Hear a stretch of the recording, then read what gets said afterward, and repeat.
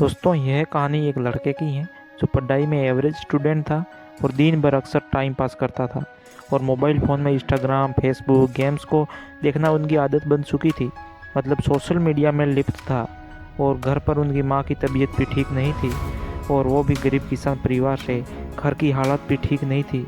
मतलब अगर कोई घर पर आ जाए तो बैठने लायक जगह भी नहीं थी। एक बार उसका दोस्त उसको बुलाने के लिए आया, चल कहीं चलते हैं। तो वो दोस्त जब पहली बार उसके घर पर आया तब वो दंग रह गया।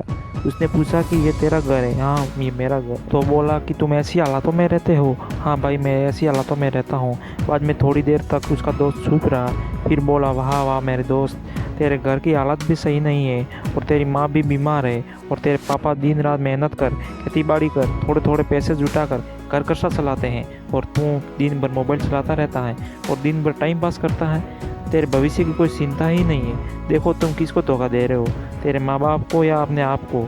सबको धोखा दे रहा है। तो उसके दोस्तों ने बोला कि तू चल मेरे साथ कहीं चलना है। नहीं तू चल मेरे साथ। तब दोस्तों उसको वहाँ ले गया जहाँ उसके पापा खेत में काम कर रहे थे, जहाँ उनके पापा पसीने में काम कर रहे थे और शरीर में पेन भी हो रहा था।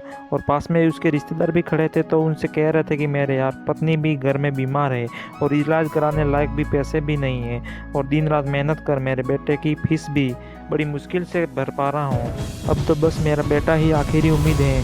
तब उसके पापा कह रहे थे कि मेरा बेटा पढ़ लिख कर बड़ा ऑफिसर बनेगा। तभी वो लड़का और उसका दोस्त सुन रहे थे।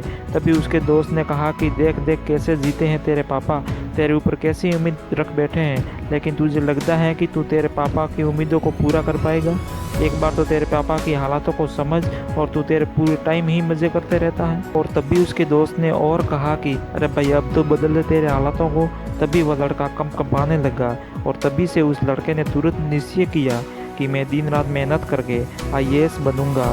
और उसके अंदर से सीख उठी थी कि मुझे आईएएस बन के रहना है। जैसे ही वो उसके अंदर सीख निकली तभी से मेहनत करने लगा और उसके दिमाग में एक ही लक्ष्य आईएएस बनना है। और तभी 1 महीने के अंदर अपनी मेहनत संघर्ष को ऐसा किया कि उम्मीदों पर खरा उतरा। तो दोस्तों इस कहानी का मूल उद्देश्य यही है कि जब तक आप संघर्ष नहीं करोगे तब तक सफल नहीं होंगे। तो दोस्तों कुछ नया करने की आदत डालो।